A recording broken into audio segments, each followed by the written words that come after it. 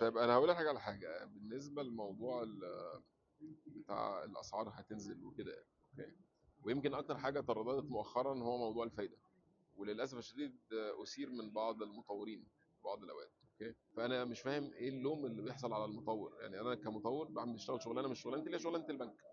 انا راجل ببيع الوحده كاش، سعر الكاش سعرها النهارده اكس.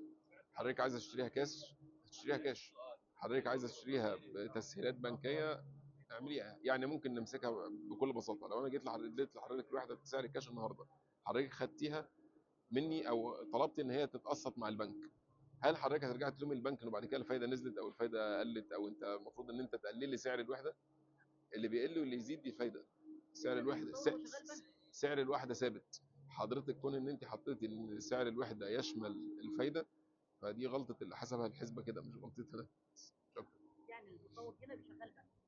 ايوه، هو احنا بنقوم طبعا بدور البنك. بس انا قصدي ان في الاخر يعني الخلاف اصلا على حاجه غلط. يعني لحد النهارده ما هقول لك حاجه بكل بساطه، لو هي الحسبه يعني بنتكلم فيها، زمان كنت حضرتك لما تيجي تروحي تاخدي الوحده بسعر كاش كان بيعمل لك خصم 25%، صح؟ النهارده بيدي خصم كام؟ 50%.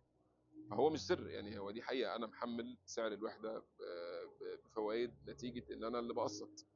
لو حضرتك عايز تاخد سعر الكاش، سعر الكاش هتلاقيه مثلا الزياده بتاعته عن اخر فتره اللي فاتت هتلاقيه زاد له 25 30% في اخر اربع خمس سنين، طبعا بغض النظر عن التعويم يعني، او تغيير سعر صرف الجنيه. بس فهي الزياده منطقيه. كون ان بيحصل زيادات نتيجه تحميل الفايده دي مش يعني مش غلطتنا، ودي يعني دي مش معناه ان سعر العقار المفروض يقل. سعر الفايده محتاج يقل، والتحميل الفايده محتاج يقل.